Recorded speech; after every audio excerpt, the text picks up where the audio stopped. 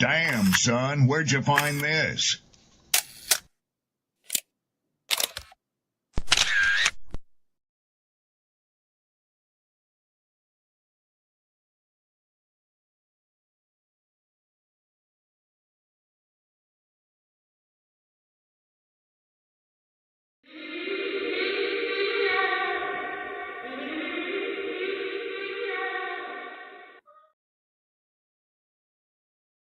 People don't be offended by the truth. They be offended because you called out the truth. Simple as that. They don't want to hear any other narrative that makes them look bad. One thing I can't stand at this big grown age is somebody who act like cause and effect does not exist. Like, yes, your actions caused this outcome. Yes, what you did lit the match. Like, why are you surprised and playing victim? Guys, Chico, they never lied. That's how you know somebody doesn't respect you. They listen to reply, not to be understood. They cut you off. They minimize what actually matters to you. They laugh at your boundaries, and then they call you sensitive when you try to hold the line. They show up late. They cancel last minute, forget the things you've told them, because in their world, your time, your energy, even your voice aren't a priority. They're just an option. You see, there are two kinds of people. Those who adjust when they realize they've actually hurt you, and those who expect you to adjust so they don't have to change. You don't need to be disrespected loudly to be disrespected deeply. Sometimes you'll see it. It's just in their tone, in their patterns, in the silence after you're known. Respect isn't what they say when they're watching. It's how they act when they think you'll tolerate it.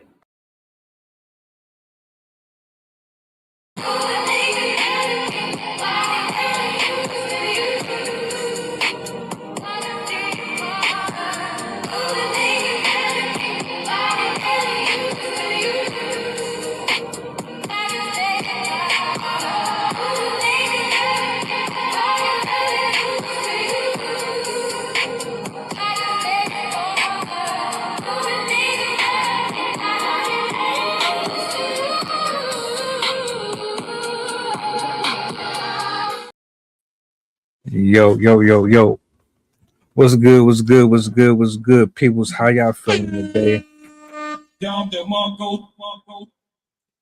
Peace and blessings to everybody pulling up. Salutes to everybody that was in the chat earlier this morning. That was a dope conversation, man. I love the exchange. Everybody was getting their bars off.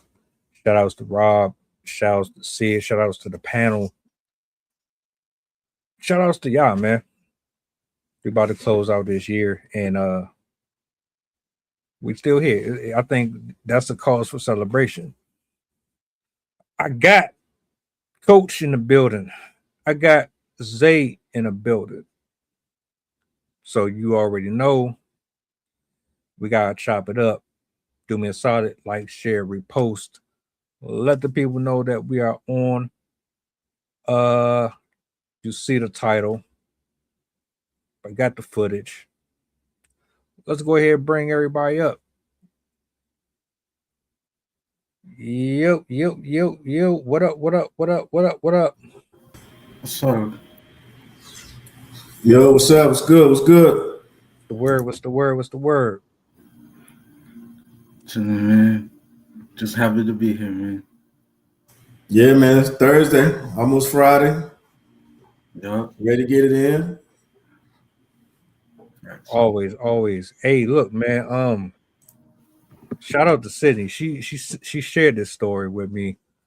I took this specific one. I was hoping that she could make it, but I know she got some things going on with the folks. So, in honor of her, this particular subject comes straight from her. I didn't know nothing about it until she shared it. So, what I want to do is I'm going to bring this up on the big screen for the people who might not be familiar with it. I'm going to let it run its course, and we're just going to jump straight into it.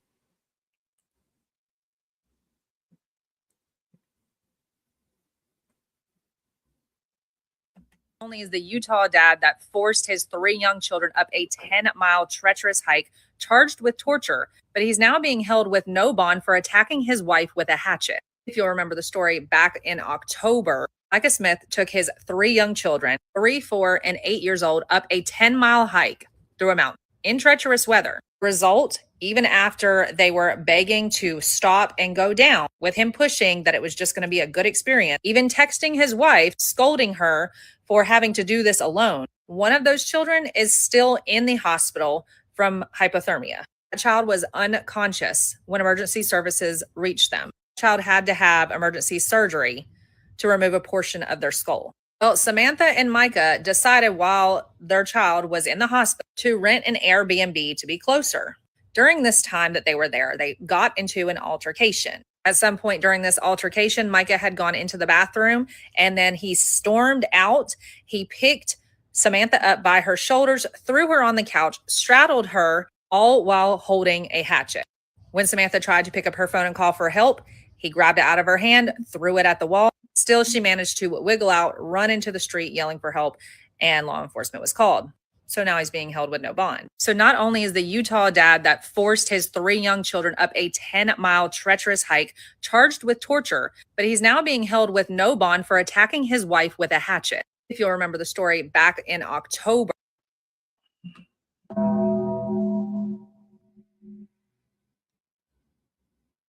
Interesting humans we face on a regular basis, isn't it? I just love how I just come across so many unique different people. My first and foremost, my thoughts and prayers with the children. Yeah. Above everything else. Not only for the healing and going through all of the recovery, but the trauma that they're most likely going to suffer from because of this. Disgusting, tragic. Every word that you can think of that would describe being unpleasant. That's how I feel about this story. Off first and second watch, what's your thoughts on this one? Zay, talk to me. How you feeling about what you've seen? Honestly, I just feel like that's horrible. It's no family should be going through that. And the fact that this is happening out there is outrageous. And you wouldn't think it would happen to you. I'm glad you pointed that out. Coach, what about you? Man, it's devastating. It's definitely brutal and harsh to watch, especially what happened to the kids, and then the continued drama that continued on when they got over to the other location for recovery of the kids. Just difficult to watch. I don't think anybody expects to go into a relationship, let alone a marriage,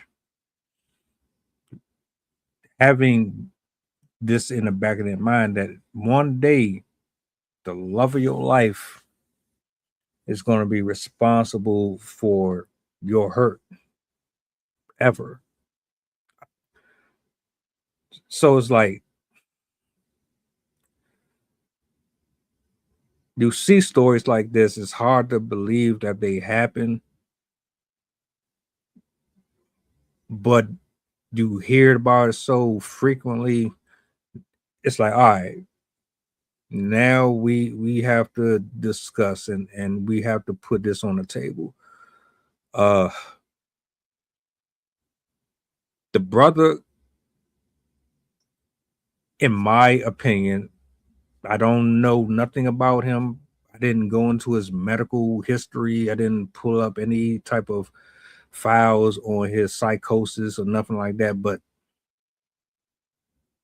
somebody who was doing shit like this, yeah, you got some things going on with you internally that we don't know about. Maybe the wife is aware of it. We're just the outsiders looking in. Do you look at that situation and think he might have some mental things going on? You think it's a little deeper than what this clip is showing us? I think the beginning.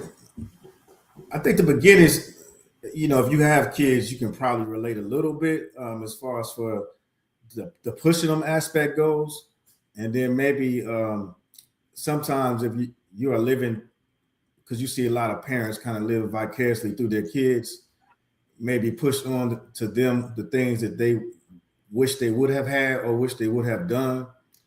So just as far as for in that vein, but you know, definitely not him pushing them to the fact that they were falling out and that wasn't enough. So then that would probably be an identifier right there, right? If that wasn't enough as they were falling out, that something was probably wrong. I think, you know, at least a couple of more things that he did afterwards would justify that, yeah, there's probably some mental illness going on or mental fatigue, you know, not to diagnose them, but yeah, definitely some things or red flags as people like to identify with these days. I agree with Coach, man. It's very clear to say that he either has something going on in his mental or he's on something. I agree. I'll even go as far as to make an assessment and say that this probably isn't the first time that he's displayed this level of anger. And maybe it was ignored. Maybe she was scared to address it, or maybe she's tried to address it and she was met with, well, something that she didn't know how to deal with. Which in a lot of cases, you see these things with domestic abuse where a person is going through it. You want to walk on eggshells or you're trying to tread lightly because you don't want to get hurt in the process. And it makes it worse when you got children involved. Man. Are the signs there early? Man, I think you touched on it earlier with your point. You said you're never expecting the love of your life to be responsible for hurting you. And I think that's, you know, that was powerful, man, because even if you may be anticipating it, the way they end up hurting you happens in a way that you never would have thought, you know, would have taken place. So sometimes the signs are there from the outside looking in, but the signs aren't there from the inside looking out because you're so busy convincing yourself that this person wouldn't do these things to hurt you. No, they didn't mean it that way, right? Because so many times we don't interpret people the way they are. We try to interpret them the way we want them to be. And then that's when the miscommunication comes into place. Because the signs are always there if you're just quiet and you just listen and just comprehend what the person is saying instead of trying to interpret what they're saying how you want it to be. So yeah, I definitely think the signs are there. You don't necessarily have to be on guard or defense, but you do have to be on good offense, and as in looking and being aware. Zay, scenario. You meet somebody, y'all hit it off, everything's smooth. You notice something. It's not blown out of proportion. It's a subtle little jab of That was interesting. Should I really pay attention to that, or it's not really that big of a deal? Some time passes. That same thing that you noticed before, it grew. How do you approach addressing it with your partner, or do you ignore it and continue on with the relationship as is?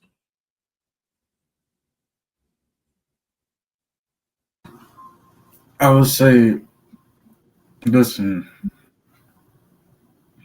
that first instance where you already saw what's happening and then you're questioning it and you're like, wait, should I really just let this go?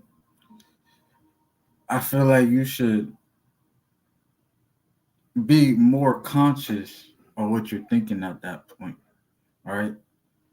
But if you decide to let it go and it happens again, then I will sit my significant other down and I will be like, listen, I have my fair share of thoughts on this ordeal,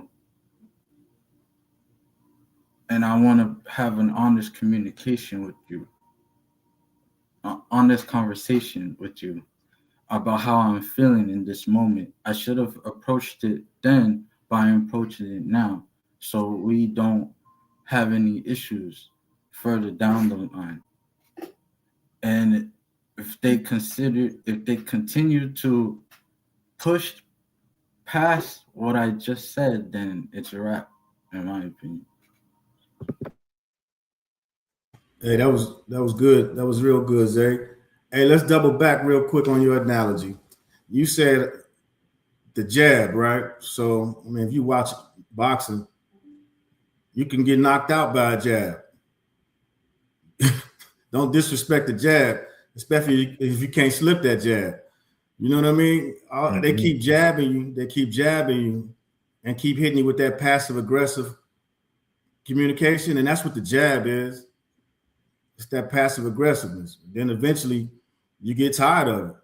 And then what happens? Now you start slipping the jab. Right? And so now what kind of relationship? You got a toxic relationship because now every time somebody gets the opportunity, they slipping jabs. And then now somebody wants to throw a knockout blow, and then that's when the relationship escalates into something, that's uncontrollable. All the emotion is involved, no logical thinking, no problem solving, no communication. So, yeah, I would say when they start slipping those jabs, then that's probably when it's time to have a conversation, because the difference is that when it's verbal, we don't look at it the same as abuse. It's still verbal abuse, but we always, relate to the physical abuse because you can see those marks. The verbal abuse is still there, but it's just psychological. You know what I mean? So I think you have to pay, if not more attention to the verbal than the physical, because a lot of times people are aware that verbal, they're emotional, they'll aware that. And then that's when the mood swing starts to happen, and, people start to get depressed. And then now you got people thinking about unaliving themselves. And it's a whole process that we all suck at identifying, because if we didn't, we would catch it more. I'm glad you brought that up, because I'm thinking about what you said earlier about not going into it with the resume in your face, like you're interviewing the person. That's not how it's supposed to go. Considering the circumstances, though, is there a way to balance that out? Like, I'm not coming to y'all with your Indeed profile, right? I'm coming into this genuinely looking for my future wife and things of that nature. But I also still want to make sure that you remain focused and alert, because I mean, I might be in a space where I indirectly throw a jab at you and I don't know it. You should be able to say to me, hey, you kind of punched me a little bit. That kind of hurt. Watch where you're swinging, right? And vice versa. How do you balance that? You don't want to come off like you're da da da da da da, but you also still want to be like, okay, we here. Man, I'm gonna be honest with you, man. So you can't balance communication, right? Because everybody's a human, everybody's emotional. But what you can do is explain or even take a personality assessment. Learn how somebody likes to communicate with. Because a lot of times, man, people don't know how they like to be communicated with because they're so busy pretending to be somebody that they're not. They don't really know what they actually may like until it gets into an uncomfortable situation and they realize that's why they're reacting that way, is because in actuality, they don't like to pretend to be a certain way and they don't like to be treated a certain way. And so once you learn how somebody likes to communicate, then that's what you can do, man. You make a conscious decision to communicate them differently. And you know what the young folks call it today? They call it code switching. Mm-hmm. It's not code switching. It's every time you encounter somebody differently, it warrants a different reaction, right? You meet people with energy. So the energy I'm meeting you with is the energy you're going to reciprocate. It's good, bad, or different. I could be in a happy mood as long as I address you and I'm happy. You're probably going to be happy. If I address you, I'm pissed off. You're probably going to react, because you're going to be wondering why I'm projecting that shit on you. You know what I mean? So again, it goes back to trying to understand how people communicate, how they like to be communicated with. And it's the thing we overrated, underappreciated, because you text people so much these days. It's no emotion. It's just words on screen. And then now you got to become a master of throwing emojis down, after everything. Don't put a period somewhere. And it's not really how people communicate. And then we interact with each other in real life. And then we act like we have no emotion and we're just talking to each other, talking at each other, instead of learning how to listen, comprehend, and then, vice versa, not cutting people off when they talk, allowing them to finish a sentence. Just the simple things, man. It's not really that difficult. I agree with Bruce Hodge. I just wanted to acknowledge that real quick. It's like chipping away at somebody. You testing the waters, and if you allow the waters to continue to bubble,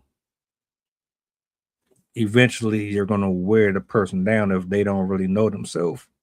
So you do have to know yourself. You do have to know your limits. You got to be fair to you and them. And I'm gonna say this because I do have a question. You got to put that stuff in perspective immediately.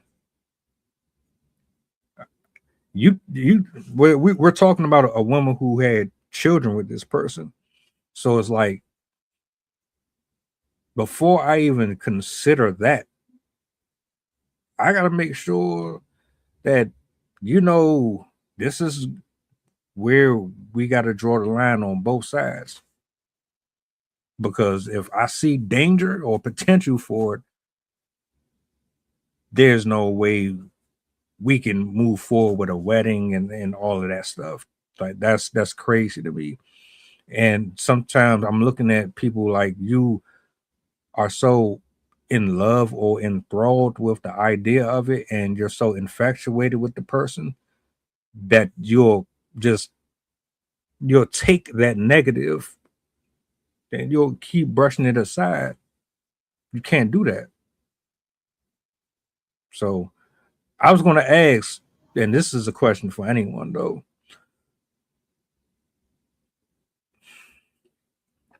How do you know when you understand how you want to be communicated with? What does that look like to you specifically? We ain't gotta talk about a multitude of folks, but for you, how does that look like? Because some people don't know. You just said it. Some people don't know. So, one example. Well, you've already said it. You said on the pod that you don't like to be yelled at. You like to have calm conversations. You know what I mean? So that kind of explains how you like to be communicated. But what happens is you get to understand the why, and I think that's what's important. You already know if you grew up with somebody screaming and hollering at you, your parents or whatever the case may be. Then more times, 9 times out of 10, you don't want to be bothered with that type of attitude, or the kids call it nowadays that type of vibe. But so you know what you like and dislike, but the most important thing is to understand the why and how it could benefit you. That way you know how to use your personality. And a lot of people do, but sometimes more or less they use it for evil versus good. And then we call that hustling or charming, scamming, whatever you want to call it. But majority of people, they know how to do it and are successful at it. And most people may call it manipulating. But again, it's just you learn the why. And then that way you can explain to somebody else, hey, look, this is why, I prefer this type of environment. This is why, or I like the type of people that motivate me. So you get to understand, why you like the type of people that motivate you. For instance, if you like a Les Brown or, Chris Brown, whichever Brown that you gravitate towards, it'll explain to you on the reasons why. And that helps you out, man, professionally and, just in every relationship, because it's all about communication. Again, everything that you do is you're communicating. So once you master that, everything tends to get a lot easier. Got you. I got you. I see you in the building, Sid. It's all good. Go ahead, Zay. Same question. Yo, I just wanted to say, Coach, what you just said was very underrated. Because no one understands how underrated your why actually is. They brush that off, and I'm learning that right now, that my why is shaping me to be who I want to be. So that really that hit me with just now what you just said. So I feel like your why, it goes hand in hand with what I was about to say. Your why also shows in your actions towards your significant other. So every little thing speaks. It doesn't necessarily have to be words. It could be in your actions. I made sure my significant other was fed and vice versa. Little things like that, it adds up.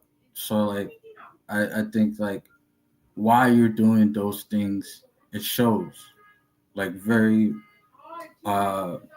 clearly. That's what I'm saying. No, hey man, exactly right. Like you said, but don't minimize it just with the significant other. It's a relationship. Just like if you're on a block and you got a crew that you hanging out with, your why matters. I got to be able to trust you. I got to make sure you got my six. You know what I mean? We got to make sure we understand what's going on. So again, we just can't minimize it and just leave it for one particular area, because it really is through our relationships in everything that you do. And when people realize that, and that's why, back in the day, you had the bartering system, you had to have something of value. And then we get an even exchange. But again, when people in such a world now where they only care about just themselves, the cutoff culture, you're not building. So you don't have to have any value, right? So no foundation needed, because it's just me standing on my own, which couldn't be 100% the opposite, right? It's totally not that. You need people, you need relationships, each one teach one, that whole village concept. So yeah, it's just the way of thinking nowadays. But I just want to piggyback on what Zay said. Sydney just added some more context to this story. She said that the dad was found tampering with the kids' medical equipment. You weren't here earlier, but I asked the question, was or is this gentleman suffering from some type of mental ailment or to that degree because of the extremes in this story? You bringing that up to the forefront convinces me more now that my assessment wasn't too far off. I don't know any human being or rational adult that would do that right there, period. And going back to what you both just brought up, I'm wondering. I always ask this question to myself specifically though. Do men and women have these real dialogues? Bruce even brought it up as well, drawing lines and having that effective communication. Are we really doing that, or are we just pacifying each other at the beginning? Because it feels like we're just pacifying each other at this point. And you say it's not the first time he threatened to kill them. Yeah, that was another thing that I said. There had to be other signs. That couldn't have been the first. That was just like you speaking your in like scientific term with the volcanoes and messing around with Mother Nature, right? The earth eventually gives birth pains. It can only sustain so much of that pressure over time until you see that eruption or that storm. He's most likely have displayed these type of characteristics throughout the marriage, and this was just one of those things where it just kind of spilled over. I yield the mic. Yeah, I'll say, what about? It will ask questions about the people that was around them, right? I mean, I'm sure they had friends and family, so it would be great to hear about, the people that didn't identify, some of the issues. That, like you just said, there had to be signs, they had to display something, so they had to be, people that saw. And again, we talk about that, people identifying possibly, verbal abuse, signs of verbal abuse, right? And people will witness it, and then they'll say things like, well, they ain't got nothing to do with me. But then, these things happen, and then they get to a point where, like you said, people snap, and those, again, you got to say something, man. I mean, because you can't wait till this to be the end result. So, people know it, people see it, and I would just wonder how the people feel that didn't say something. How do they feel now? That's what I would wonder. How much of this do you think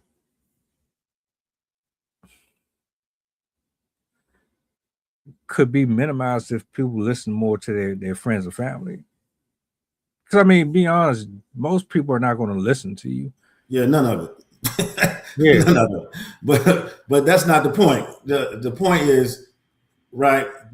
It's accepted now because nobody says anything. So now you have to be, quote unquote, a hero or brave to say something. But then if one person only says something, it doesn't do anything, but it does start a trend. So now if the one person continuously says something, now other people may feel ostracized because they aren't saying something and start to question their morals and their values. Wait, if he keeps saying something and he keeps going up there and calling bullshit, and I'm not saying something, is something wrong with me? So again, the intent is to plant a seed, and maybe one more, then another one, and then another one. But it got to start with somewhere. At the battle zone, the husband forces his children up a 10-mile hike, on a 10-mile hike, they freeze, get hypothermia. They're in the hospital. They're both, well, all of them going through like some real extreme pain, some real extreme suffering. The wife involved with this situation seems to be in an abusive situation. They apprehend the husband.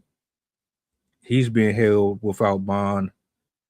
So it's pretty much, we're speaking on domestic abuse, we're speaking on communication, lack thereof, and a few other things that contribute to this story as well. Sydney added more context throughout the show, letting us know that this wasn't the first time that he's been abusive in some shape, form, or fashion, and he actually tampered around with medical equipment for the kids.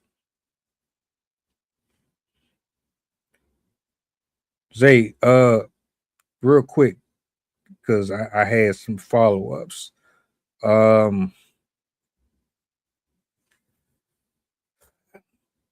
I didn't ask this, but I guess I can ask it now. Is this a case of poor vetting?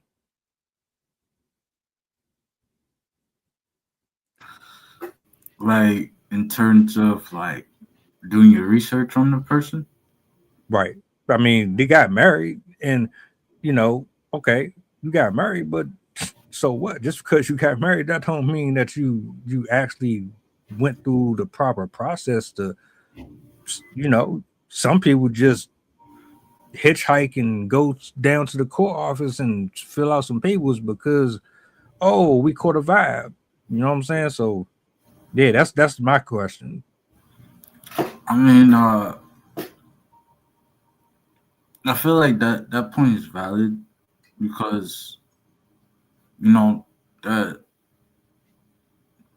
most of the time, I watched a documentary with someone, and this similar story happened to another family. It happens all the time, and as horrible as that is, no matter if you do the proper vetting, I feel like it will still happen regardless. It just depends on who the person is. What if you're in a situation where they're high school sweethearts and they're in love, all right? And you wouldn't think anything. You wouldn't think anything of this person because they haven't shown it in the past. So why would they start doing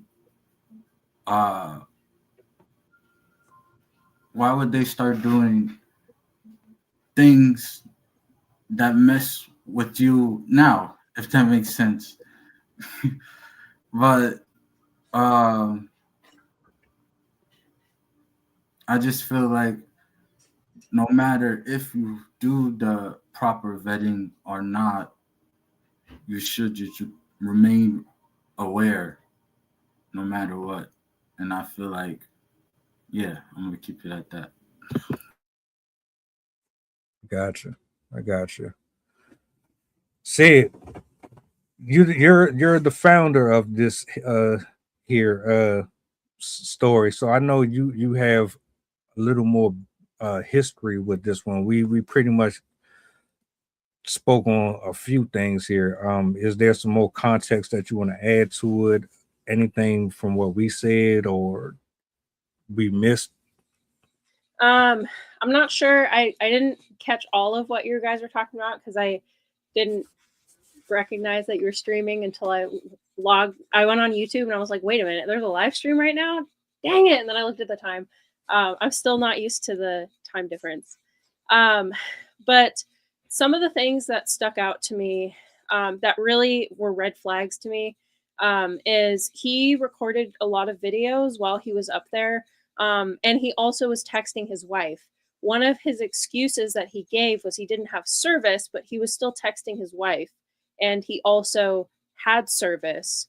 They had like people that are hikers in those regions, rescuers that go up to those areas, know that you have service in that area, even if there are bad storms. So the fact that he did not call for help was a huge red flag for me. Another thing that stuck out is there's numerous videos that he took where his children were begging him to go back down, and they were saying like, please dad, I'm cold, please let's go down, I don't want to keep going. He was having them walk through snow that was like waist deep. He was taking them up trails that even some of the people that were weighing in, the experts that were weighing in, were saying like, those are some hikes that even experts won't take because it's so dangerous. Like the rocks are really hard to climb over. It's unstable. He said at some points, even the rescuers had a hard time getting through that terrain. But the fact that his children were begging to go back, and he was saying, no, we have to reach the summit. We have to get to the summit. Even though the storm was coming through and everything, his wife was sending him messages, bring my children back right now. He was insistent that they had to go up to the summit, which to me, all of that's a lie. Like I really think he was going through something and was, I think he was trying to kill his kids. No lie. The other red flag that I mentioned in the chat is he was banned from the hospital because he was found tampering with his child's life-saving equipment. He was messing with the breathing tubes. He was messing with the heart stuff that the kid was wearing. And I can't remember, I can't find the article at the moment, but I remember reading something about how in the past he had like admitted to therapists that he wanted to kill his kids, that he wanted to kill himself. And he's done other questionable behaviors before. And then also the fact that he left his kids behind to go get help. And apparently, according to law enforcement, he seemed rather calm when he showed up to get help. Like he didn't seem to be frantic or anything like that. And I mean, the fact that you had your 8-year-old doing CPR on your 4-year-old or 2-year-old, I forgot which one it was, is mind-boggling. Like no parent, like if my child right now was not breathing, his heart wasn't pumping, I would not be having my son doing CPR on my daughter. I would be the one doing CPR on my child. So the fact that he's having responses that to me are antithetical to what the purpose of a parent is are all huge red flags. Okay, so an interaction with Cottonwood Heights police said a month earlier he had been expressing suicidal ideations. And I think he had actually been hospitalized for that at some point. It said on November 10th, he had to be removed from Primary Children's Hospital for interfering with his son's care and tampering with the equipment. He also has been arrested for under investigation of domestic violence towards his wife as well. So I partially wonder if she had expressed the desire to leave and if that could potentially be the trigger for this, because I know this time after time in domestic violence cases, not all of them, but in a decent number of them, as soon as the spouse finds out they're about to be left, they take the lives of the spouse and or the children, because whatever's going through their mind, they don't want to share the kids, they don't want to deal with that, avoidance, whatever's going on in their mind. It's unfortunately a thread in domestic violence cases where they'll take the lives of their family members to avoid being abandoned. So yeah, a lot. When I first heard this story, I just thought it was pure stupidity. But the more I looked into this, the more I heard the voice calls, saw the text messages. This was very clearly with intent. I have no doubt in my mind that he was trying to hurt his children, and potentially even frame it as he was the hero dad that came down and tried to rescue his kids and blah blah blah. But I have no doubt that he was hoping that those kids were dead by the time that they were found. That way he could basically just be like, oh, I lost them or whatever. But the fact that his daughter was able to corroborate the or to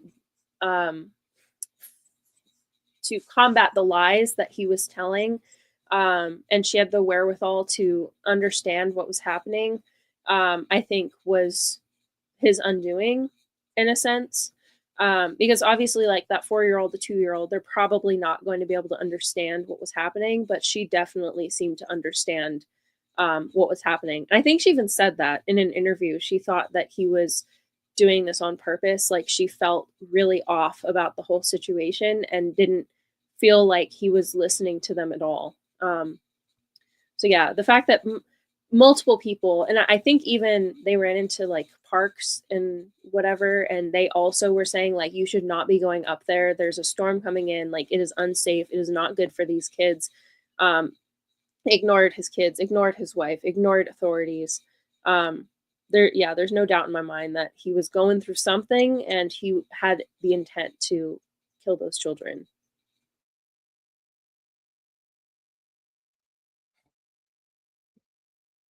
I guess that answers my question.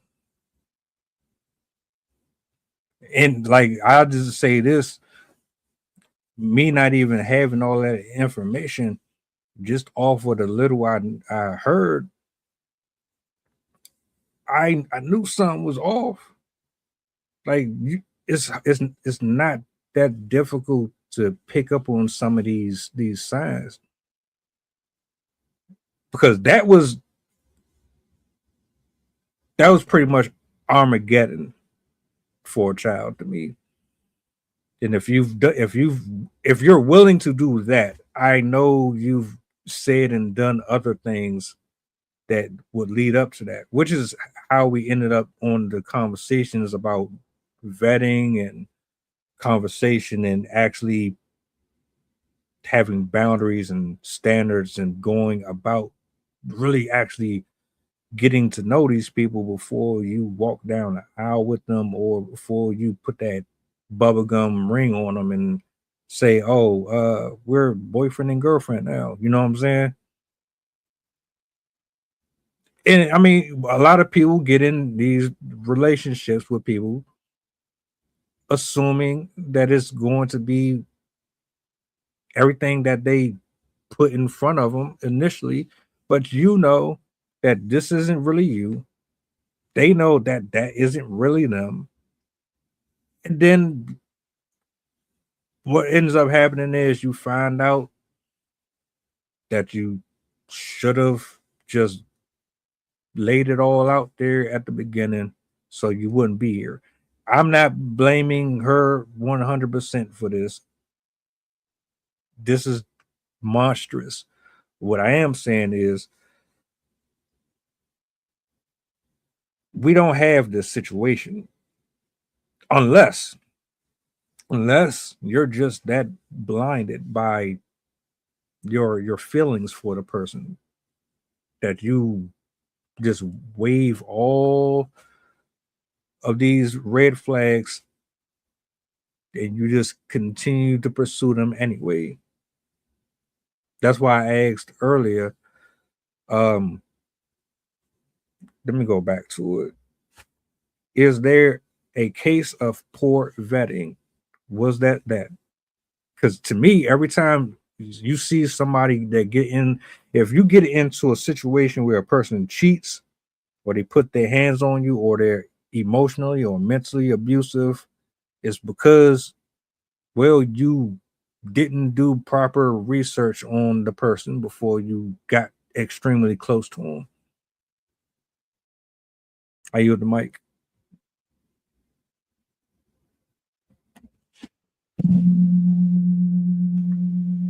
Actually, I got another question. Hey, go ahead, Zay. Zay was going to say something. All right, go ahead. You got it. No, I was just gonna say that I think it is important to state out that mental health is extremely important. I feel like you said before that he showed signs of being suicidal, right? And I feel like those signs should not be taken lightly, because, someone that, has been suicidal, what they need support, help to get through it. And without that support, what they're gonna do? Because suicide is pure darkness, in my opinion. It's pure darkness. So if you don't have the support to get through that darkness, you're gonna fall deeper and deeper into that darkness.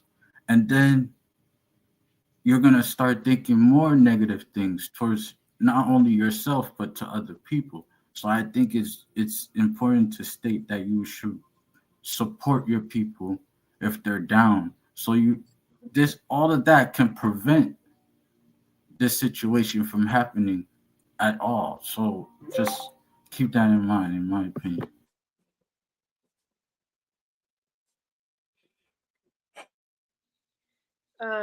I was reading back through some of the articles that were written, and another couple things that caught my attention. He did not have the younger children in appropriate clothing for that trip either. They were wearing just like basic pants and a shirt, no jacket, even though he knew that it was going to be snowing.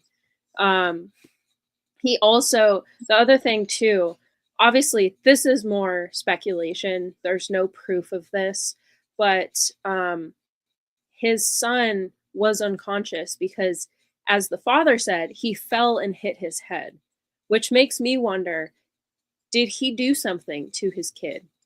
There was a point where the daughter said he kind of disappeared with his son for a second. So it did make me question if he had actually physically tried to harm his child. I sent a video to you guys, which shows him scouting the location that he was going to take them hiking. And in the police encounter, he was listing off a number of weapons that he had brought with him. And there's even speculation that he attempted to grab one of the weapons while getting out of the car. And so people were also questioning that behavior as well, because this is something that, as you're saying, like people who are planning to commit suicide, they'll show certain signs, and having weapons with them is, especially with men, because men are more likely to use weapons to take their lives. It's not uncommon for them to, like, humans innately don't actually want to die. And when people are contemplating suicide, they give hints, because deep down, most people genuinely don't want to kill themselves. They just want the pain to stop, whatever pain they're going through. And so people will generally give subtle hints, whether consciously or subconsciously, in the hopes that somebody will recognize that they're in pain, and in the hopes that maybe there is another option. And so it makes me wonder if these are some of his subtle hints. I mean, even the police officers picked up on it during this stop, that he seemed not quite right. And so I imagine this has been on his mind for a while. And it seems like he's giving these same types of hints. So yeah, that was another thing that kind of stuck out to me, is the fact that he was talking about all these weapons that he had in the car. I think he had some sort of handgun. He had an AR-15, and he had a hatchet that he specifically mentioned as well during that police stop. And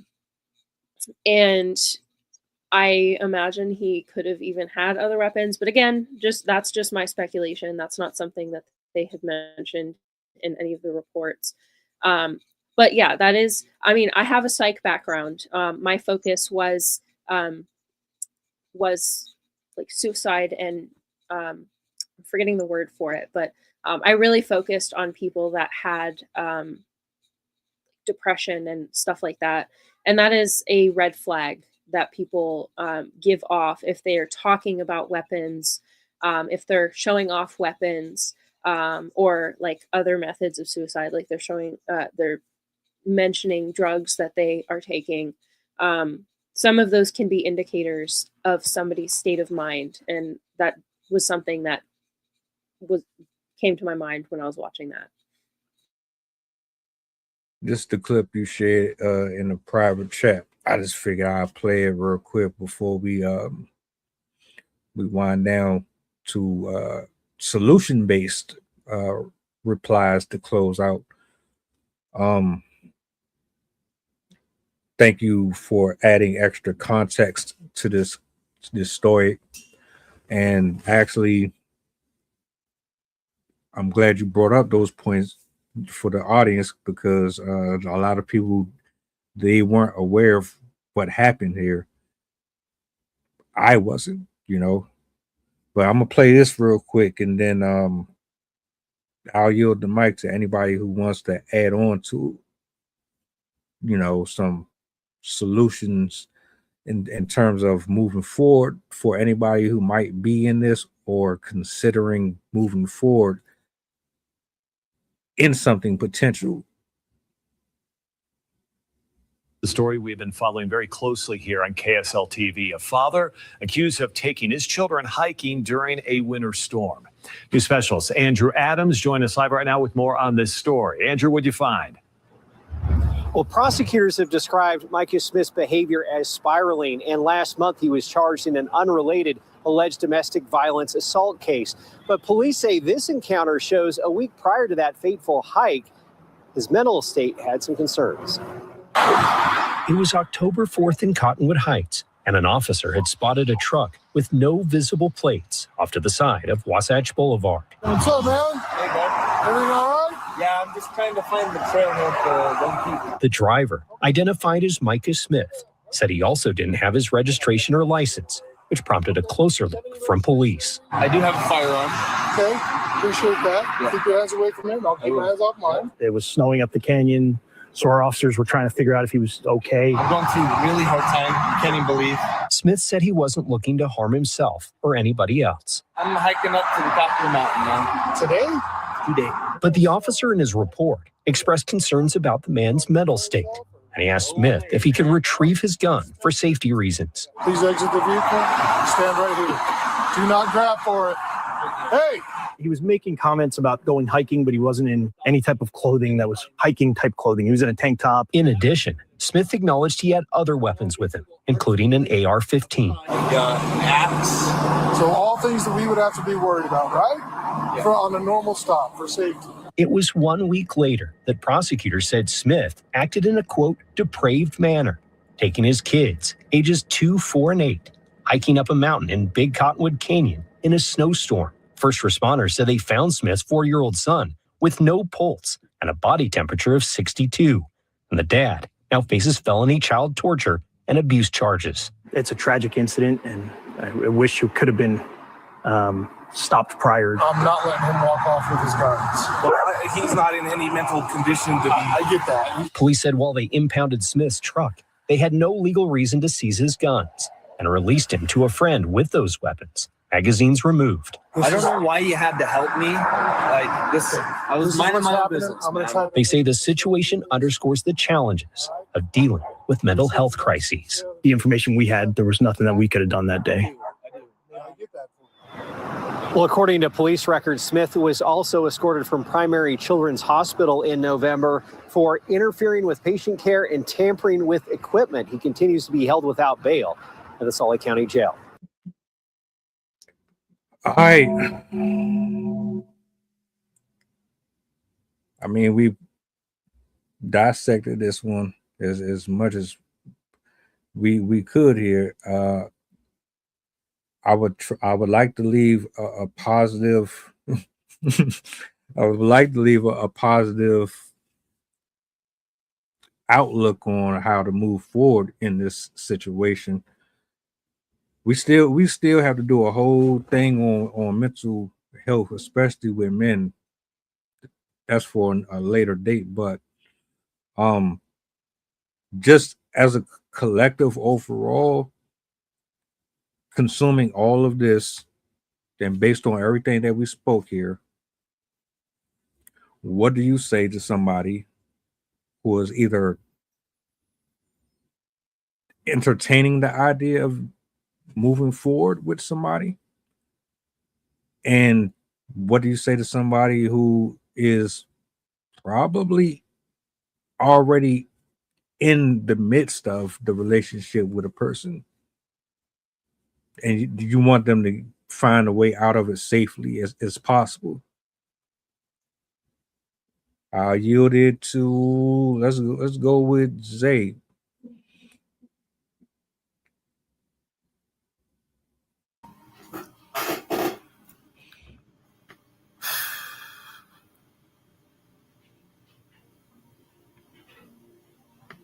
Godspeed.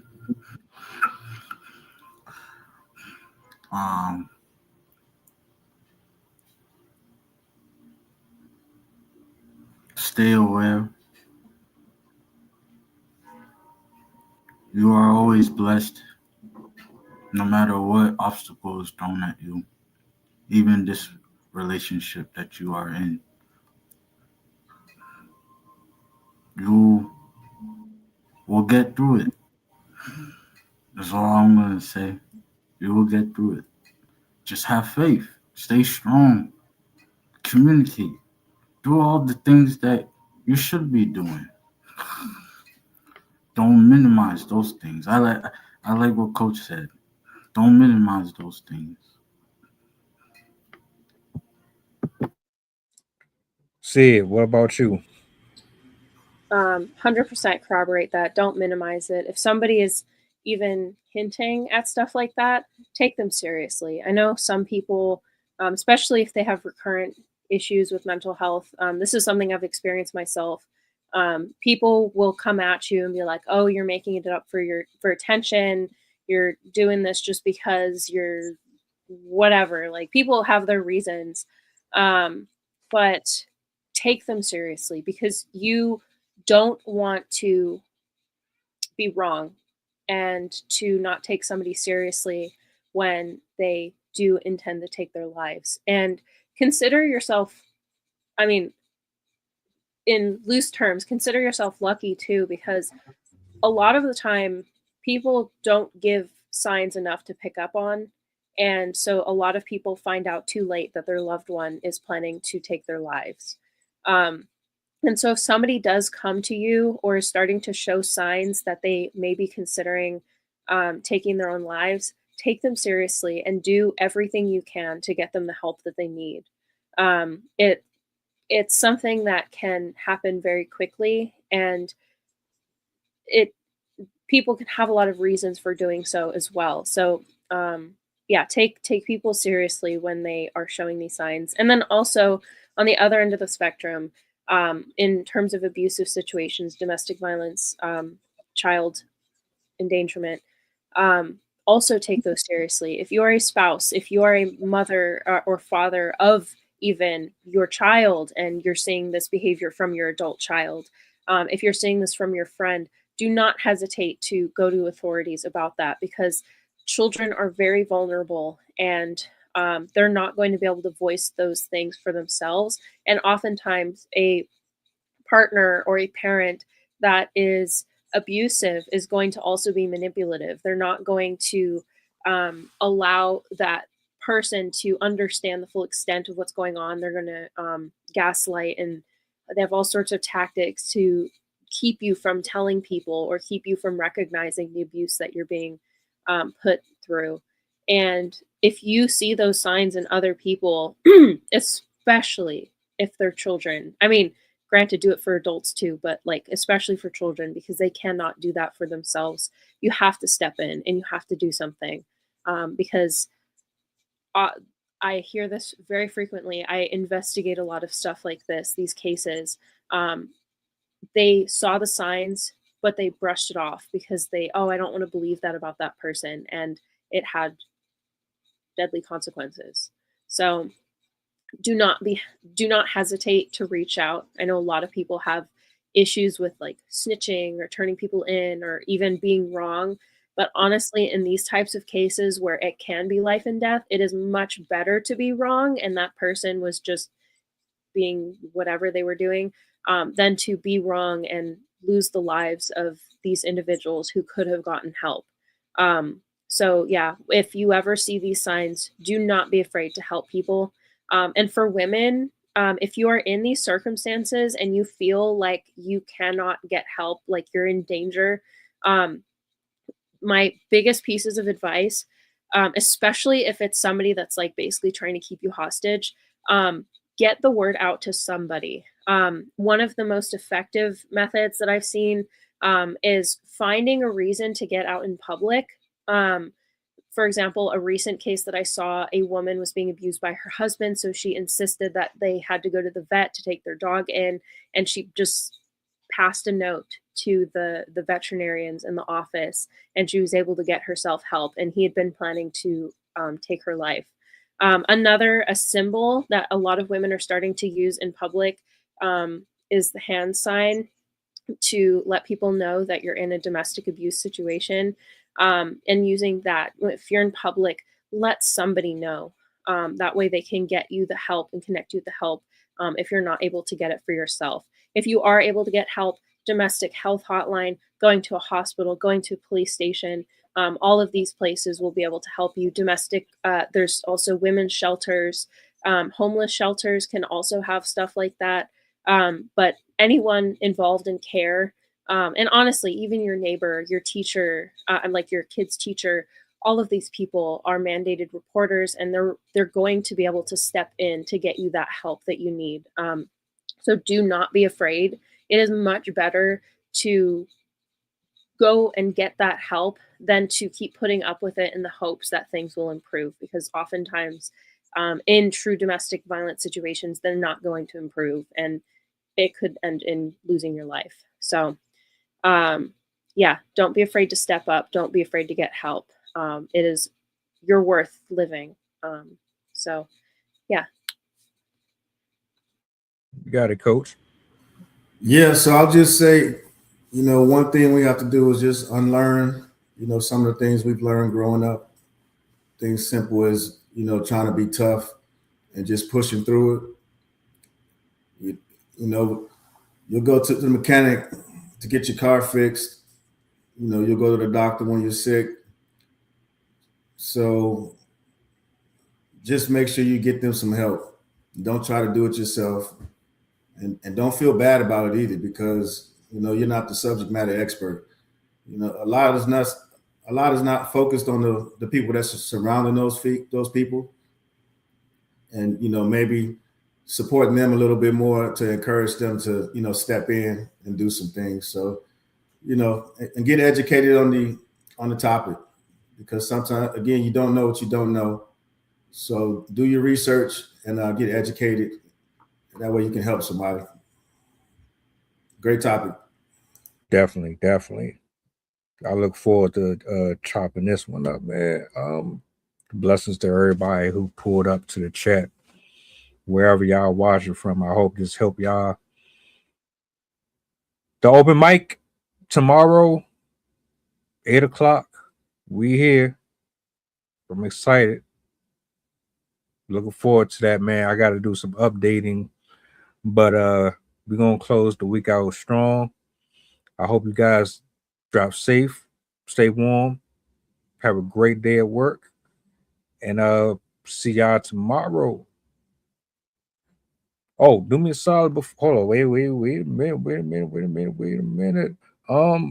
Do me a solid before you go. I got to do, this is my favorite part. Hold up. Where is it? What's the goddamn button? Peace.